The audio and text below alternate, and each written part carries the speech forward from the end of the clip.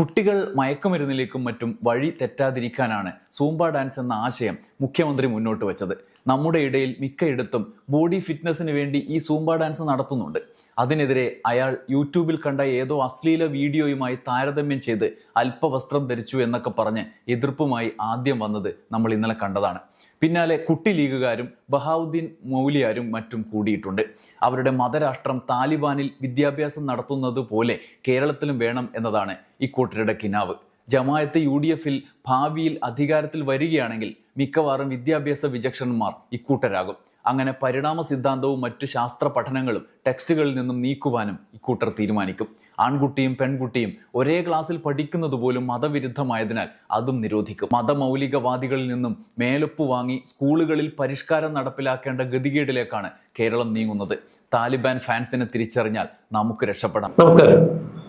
ലഹരിക്കെതിരെയുള്ള ക്യാമ്പയിന്റെ ഭാഗമായി പൊതുവിദ്യാഭ്യാസ വകുപ്പ് സർക്കാരിന്റെ പൊതുവിദ്യാലയങ്ങളിൽ സൂംബ ഡാൻസ് കൊണ്ടുവന്നതാണ് ഇപ്പോൾ ചില ആളുകൾക്ക് രോഷം ഉളവാക്കിയിരിക്കുന്നത്.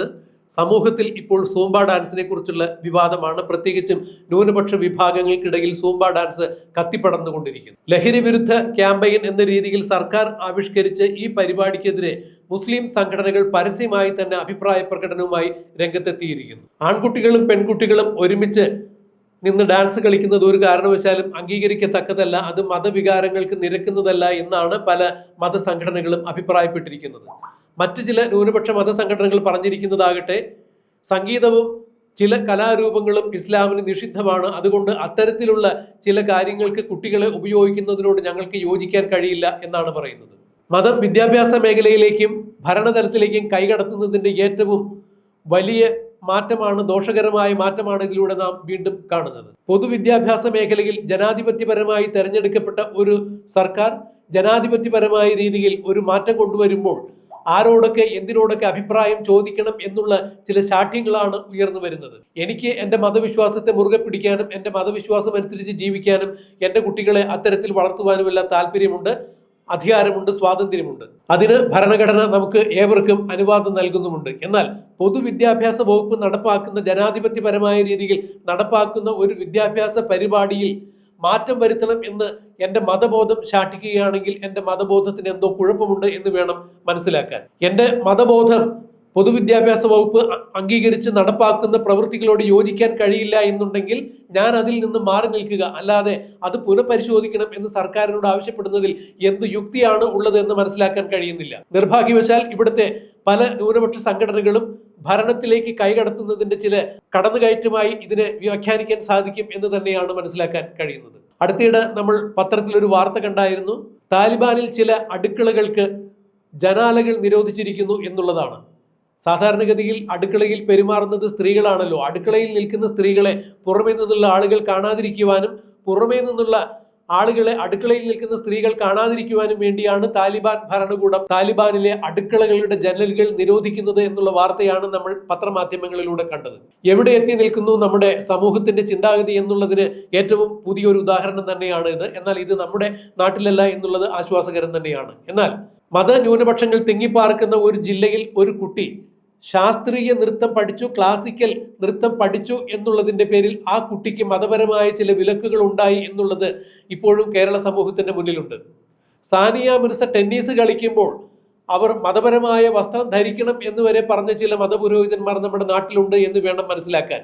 ഇന്നിപ്പോൾ വിവിധ മേഖലകളിൽ എല്ലാ പെൺകുട്ടികളും, പ്രത്യേകിച്ച് മുസ്ലിം വിഭാഗത്തിലുള്ള പല പെൺകുട്ടികളും അവരുടെ പ്രാവീണ്യം തെളിയിച്ചിരിക്കുന്നു. സോഫിയ ഖുറേഷിയെ പോലുള്ള ആളുകൾ സൈന്യത്തിന്റെ നിലപാടുകൾ പോലും വന്ന് പരസ്യമായി പ്രസ്താവിക്കുന്ന ഒരു കാലഘട്ടത്തിലേക്ക് ഇന്ത്യ എത്തിയിരിക്കുമ്പോഴാണ് ഇപ്പോഴും മതവിദ്യാഭ്യാസത്തിന്റെ പേരിൽ ചില സർക്കാർ നടപ്പാക്കുന്ന പദ്ധതികളിലേക്ക് മതന്യൂനപക്ഷങ്ങൾ ഇടിച്ചു കയറി തങ്ങളുടെ താല്പര്യങ്ങൾ സംരക്ഷിക്കപ്പെടണം എന്ന് പറയുമ്പോൾ പൊതുവിദ്യാഭ്യാസ വകുപ്പ് തളർന്നു നിൽക്കണമോ അതോ ധൈര്യപൂർവ്വം മുന്നോട്ട് പോകണമോ എന്നുള്ളതാണ് ഇവിടുത്തെ ചിന്താവിഷയം. എന്തായാലും കേരളത്തിന്റെ വിദ്യാഭ്യാസ വകുപ്പ് മന്ത്രി ശിവൻകുട്ടി എടുത്തു പറഞ്ഞിരിക്കുന്നു ഇന്നൊരു വസ്തുത. കാരണം സർക്കാർ ലഹരി വിരുദ്ധ ക്യാമ്പയിന്റെ ഭാഗമായി സർക്കാർ സ്കൂളുകളിൽ സംഘടിപ്പിച്ചിരിക്കുന്ന സൂംബ ഡാൻസ് ആരുടെ വിരോധം കൊണ്ടായാലും ഒരു കാരണവശാലും അത് നിരോധിക്കാൻ പോകുന്നില്ല. ആരിടപെട്ടാലും ഏത് മതസംഘടനകൾ വിലക്കിയാലും അത് നിരോധിക്കാൻ പോകുന്നില്ല എന്ന് തന്നെയാണ് ശിവൻകുട്ടി അഭിപ്രായപ്പെട്ടിരിക്കുന്നത്.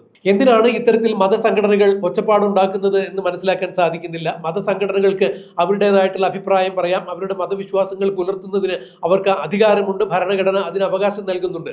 അവർക്ക് താല്പര്യമില്ല എന്നുണ്ടെങ്കിൽ അവരുടെ കുട്ടികളെ അതിന് പ്രേരിപ്പിക്കേണ്ട, അതിന് വിടണ്ട എന്നല്ലാതെ പൊതുവിദ്യാഭ്യാസ വകുപ്പ് എടുക്കുന്ന ഒരു തീരുമാനം തിരുത്തണം എന്നാവശ്യപ്പെടുവാൻ അവർക്ക് ഏത് തരത്തിലുള്ള അധികാര അവകാശങ്ങളാണ് നൽകിയിരിക്കുന്നത്? അഥവാ അത്തരം മതപരമായ അധികാര അവകാശങ്ങൾ പൊതുവിദ്യാഭ്യാസത്തിൽ കലർത്താൻ പാടുണ്ടോ എന്നുള്ളത് തന്നെയാണ് ഇപ്പോൾ സമൂഹം ഉയർത്തുന്ന ചോദ്യങ്ങൾ. സ്കൂൾ സമയം മാറ്റുന്നതിനെ സംബന്ധിച്ച് ചില ചർച്ചകൾ നടക്കുമ്പോൾ മദ്രസ വിദ്യാഭ്യാസം മുടങ്ങും എന്നുള്ള കാരണം ചൂണ്ടിക്കാണിച്ചുകൊണ്ട് ചില മതസംഘടനകൾ സ്കൂൾ സമയത്തിൽ പുനഃക്രമീകരണം കൊണ്ടുവരുന്നതിന് ആലോചിച്ചിട്ട് വേണം എന്ന് പറഞ്ഞിട്ടുണ്ടായിരുന്നു. അപ്പോഴും ഈ ചർച്ചകൾ ഉയർന്നു വന്നിട്ടുണ്ടായിരുന്നു. സ്കൂൾ വിദ്യാഭ്യാസത്തിന്റെ പ്രസക്തി സ്കൂൾ വിദ്യാഭ്യാസത്തിനുണ്ട്, മതവിദ്യാഭ്യാസത്തിന്റെ പ്രസക്തി അതിനുണ്ട്. ഇതിലേതിനാണ് കൂടുതൽ പ്രാമുഖ്യം എന്ന് കണക്കാക്കി നിങ്ങൾ അതിന് ഉപയുക്തമായ സമയം തിരഞ്ഞെടുക്കുക എന്ന് തന്നെയാണ് അന്ന് പലരും അഭിപ്രായപ്പെട്ടത്. ഏതെങ്കിലും ഒരു മതത്തിന്റെ കാര്യങ്ങളിലേക്ക് കടന്നു കയറി അഭിപ്രായം പറയുകയോ എന്നുള്ളത് ഈ വാർത്ത കൊണ്ട് ഉദ്ദേശിക്കുന്നില്ല. എന്നാൽ പൊതുവിദ്യാഭ്യാസ വകുപ്പ് കൈക്കൊണ്ടിരിക്കുന്ന ഒരു തീരുമാനത്തിൽ മതപരമായ ചില അഭിപ്രായങ്ങൾ കടന്നു കയറി അഭിപ്രായം പറയുമ്പോൾ നമ്മുടെ ജനാധിപത്യത്തിന് എന്താണ് സംഭവിക്കുന്നത് എന്നുള്ളത് ചിന്തിക്കേണ്ട കാര്യം തന്നെയാണ്. ലഹരി വിരുദ്ധ ക്യാമ്പയിന്റെ ഭാഗമായി സർക്കാർ, ജനാധിപത്യപരമായി തെരഞ്ഞെടുക്കപ്പെട്ടിരിക്കുന്ന ഒരു സർക്കാർ ആവിഷ്കരിച്ച് നടപ്പാക്കുന്ന ഒരു പദ്ധതിയിൽ തങ്ങളുടെ മതബോധം അതിനനുവദിക്കുന്നില്ല എന്ന് പറഞ്ഞുകൊണ്ട് അതിൽ നിന്ന് മാറി നിൽക്കുന്നത്, അല്ലെങ്കിൽ അതിനെ പൊതുവായി വിലക്കുന്നതിലെ സാങ്കത്യം എന്താണെന്ന് പിടികിട്ടുന്നില്ല എന്നാണ് പറയാൻ കഴിയുക. ഈ വിഷയത്തിൽ ഷുക്കൂർ വക്കീൽ എന്നറിയപ്പെടുന്ന അഡ്വക്കേറ്റ് സി ഷുക്കൂർ ഒരു അഭിപ്രായം പറഞ്ഞിട്ടുണ്ട്. അദ്ദേഹത്തിന്റെ അഭിപ്രായം നമുക്കൊന്ന് കേൾക്കാം. എന്താണ് അദ്ദേഹം ഈ വിഷയത്തെക്കുറിച്ച് പറഞ്ഞിരിക്കുന്നത്? വളരെ ഗഹനമായി തന്നെ കേൾക്കേണ്ട ഒരു കാര്യം തന്നെയാണ്. അദ്ദേഹത്തിന്റെ വാക്കുകളിലേക്ക്. നമ്മുടെ ജീവിതം കൂടുതൽ ഇടുങ്ങിയതും ദുസ്സഹവും ആക്കുകയാണ് മതഭ്രാന്തന്മാർ. സ്കൂൾ വിദ്യാഭ്യാസ രംഗത്ത് സർക്കാർ ഏറ്റെടുക്കുന്ന ഏത് ക്രിയാത്മക പ്രവർത്തനത്തെയും അള്ളുവെക്കുകയും പിന്നിൽ നിന്ന് കുത്തുകയും ചെയ്യുന്നവരാണ് ഈ മതജീവികൾ. മതമൗലികതയ്ക്കപ്പുറം മറ്റൊരു ലോകമില്ല എന്നാണ് ഇക്കൂട്ടരുടെ വിചാരം. വിസ്ഡം സലഫികൾ പ്രസരിപ്പിക്കുന്ന ആശയങ്ങളിൽ ആകൃഷ്ടരായവരാണ് അഫ്ഗാനിലേക്ക് പലായനത്തിന് പോയതും സ്വയം പൊട്ടിത്തെറിച്ചതും.